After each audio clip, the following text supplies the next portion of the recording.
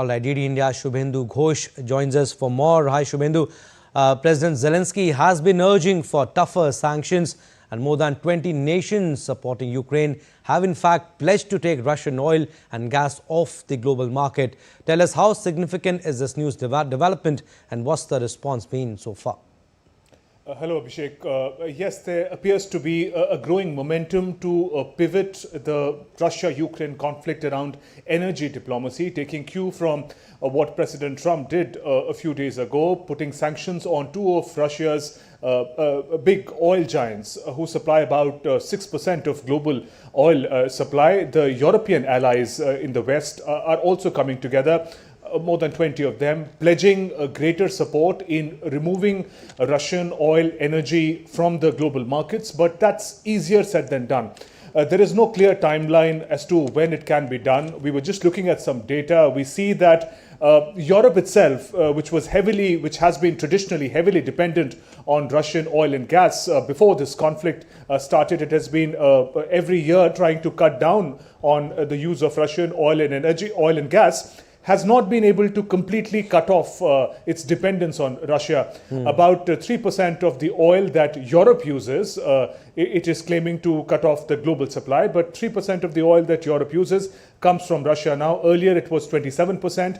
The gas dependence is even significant. Earlier 45% of energy, gas supply, LNG in Europe was coming from Russia. They've cut it down, but it's still upwards of 13%, and very harsh winters are now approaching in the region as well. So the pledge, the claim seems a significant one, but there is no clear timeline as to how and when it can be implemented. All of it, we understand, is aimed at bringing Vladimir Putin to the negotiating table as far as concluding the Russia-Ukraine conflict is concerned. But we'll have to wait and watch what kind of reactions coming in from Russia, because so far they've brushed aside any threats of sanctions, saying that they can manage it as they have been able to in the past. Right, we'll have to wait and watch, and how practical is it, we'll get to know in the coming days. But Shubhendu, Russia's own voice says talks with the US and Ukraine are progressing and they are close to diplomatic solution. Is there any clarity on what form this possible diplomatic solution, as he's calling it, might take? Abhishek, that's an odd unilateral claim that seems to have come from the Russian envoy, an economic envoy to the United States. But if you look at the context, it could also symbolize the manner in which Russia is also looking at how things are developing at this point in time. There is a visible disenchantment that President Trump of US has expressed towards Putin and Russia. Russia has been banking on a certain visible difference that had occurred between the United States and the European allies vis-a-vis support to Ukraine is concerned, but that difference seems to be melting into some sort of a convergence as far as targeting Russia's oil infrastructure, oil trade is concerned, which continues to be one of the most lucrative resources for Russia. So these could also be important feelers that Russia would like to give away, that it is not completely sort of disconnected with the context. It does want to negotiate, perhaps even work towards a ceasefire, and therefore really highlighting the role that perhaps US could play in this conflict. But no details as of now, Abhishek, as to who else is on the board in this visible thaw. Also, Shubhendu, talking about Russia, Putin said the sanctions on oil companies were an unfriendly act but would not significantly affect the Russian economy.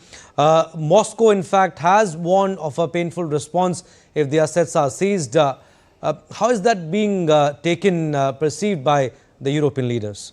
2 points to that quickly, Abhishek. One is, look at the kind of language that is being used. First, the oil sanctions that come from America.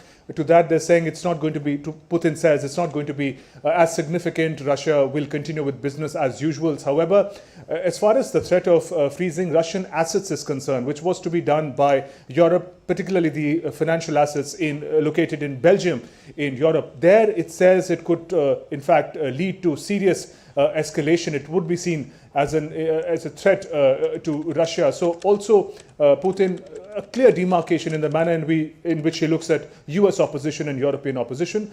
But Russia, we see President Putin continues to present a strongman show, maximalist approach that Russia is not bothered by these steps taken by the adversaries. To the question of long-range missiles being made available to Zelensky and Ukraine, it had clearly said that would be seen as a major escalation. But so far, the act about freezing the Russian assets, that has not worked out for Europe. It remains divided. The litigation issues around it, the decision has been postponed to December this year. And for now, the harsh winter approaches in the region. And we'll have to wait and watch if nothing else, if nature can push the two sides onto the negotiating table in the coming days. All right, Shubhendu, we'll leave it at that. Thank you for getting us those inputs on that story.